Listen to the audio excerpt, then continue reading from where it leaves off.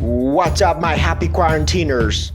Quarantiners? Is that even a word? This video actually contains two different workouts. The first one is more anterior chain dominant, meaning that you're going to be working your quadriceps much more preferentially, whereas the second one is more posterior chain dominant, meaning that your hamstrings will be put to the test. So at the end of this video, I'll show you how to move things around so that you can choose the workout variation that you want to perform on a particular day. And as always, like the video, don't forget to subscribe, and let's jump right into it. Literally. The first item in the menu is explosiveness, the ability to move fast, to generate force as quick as possible, which is something that hardly ever happens in modern society if you think about it. Here, we're giving our bodies an opportunity to produce force at a tremendously high rate. Sudden acceleration is going to make sure that we recruit the type 2 muscle fibers in our legs. These muscle fibers are the largest and the most explosive we have in our bodies, and they can only be properly trained when we are working with very high intensities. This isn't about getting tired. Jump as high as you can, as fast as you can. Let's move on to exercise numero 2.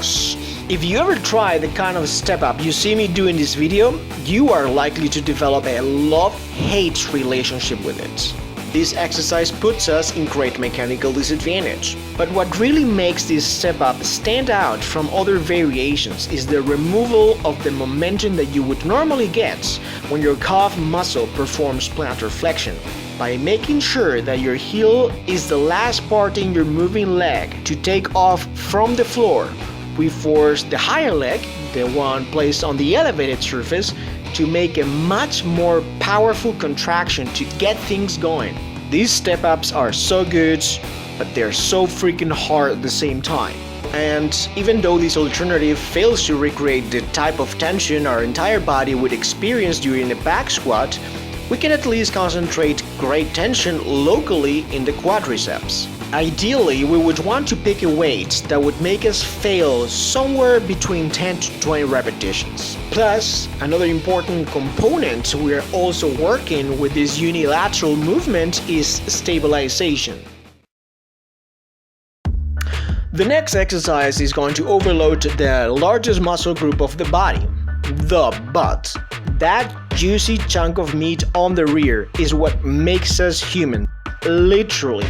The butt sets us apart from other primates. Relative to our total body mass, we have much bigger rears than, let's say, chimpanzees, gorillas, and orangutans, which is the key reason why we can walk upright for long distances. And yet, the very muscle group that defines us as a species is the most neglected one these days.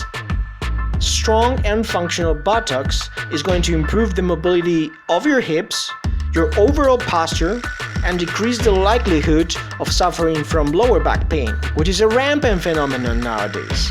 So given that we can't overload hip extension with heavy weights at home because we don't have that equipment, you would want to reach concentric failure in every single set. The next exercise is going to continue focusing on extension of the hips, which is going to have a massive restoration benefit for many people. Not only do we emphasize the synergistic relationship between muscle groups that want to work together, like your glutes and your spinal erectors, but we are also forcing the hip flexors to stretch. Because guess what? The vast majority of people have very tight hip flexors due to the excessive time we spend sitting down. This is great to re-establish the mind-muscle connection between our brain and our glutes. We can't lose that. The goal of this superset is to continue tapping into muscle damage and metabolic stress as our vehicles to build muscle in our legs and glutes. We're gonna do that with Bulgarian split squats. We are definitely going to be feeling the burn in our legs by the time we finish a high rep set of Bulgarian split squats, especially if you do them with external weights. And that's exactly what we want moving on to the next exercise, running lunges.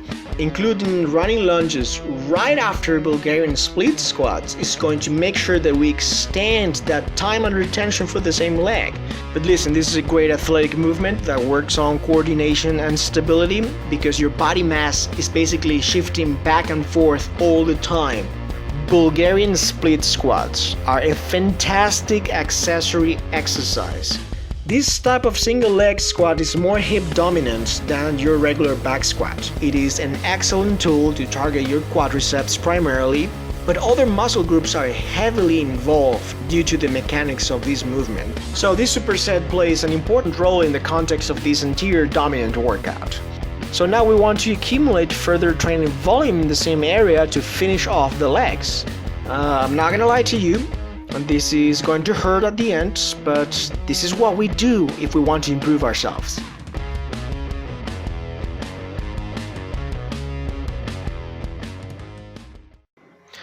As I said at the start of this video, we can change a couple of things to make this workout more posterior chain dominant. There are many ways we can do this, and your specific goal should always be at the forefront before making any decisions as to what exercises to pick.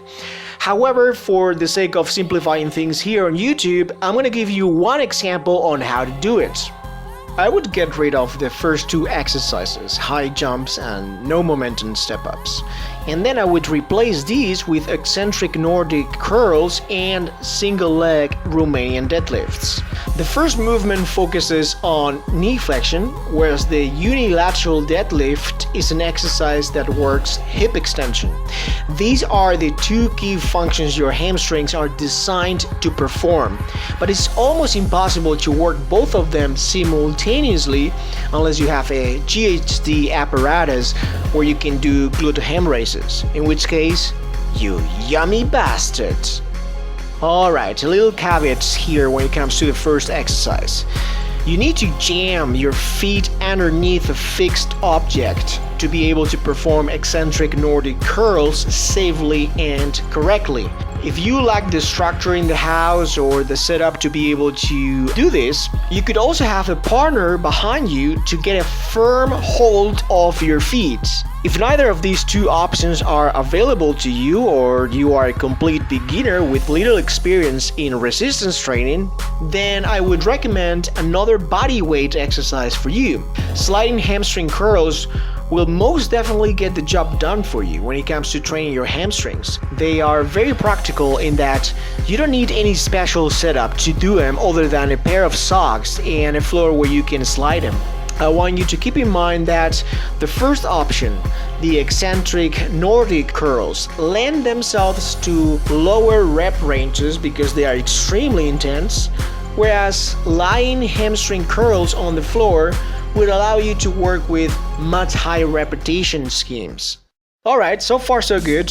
We kick things off with 4 sets of eccentric Nordic curls, and then we move on to single leg Romanian deadlifts, which we can perform with external weights, or we can just use our own body weight.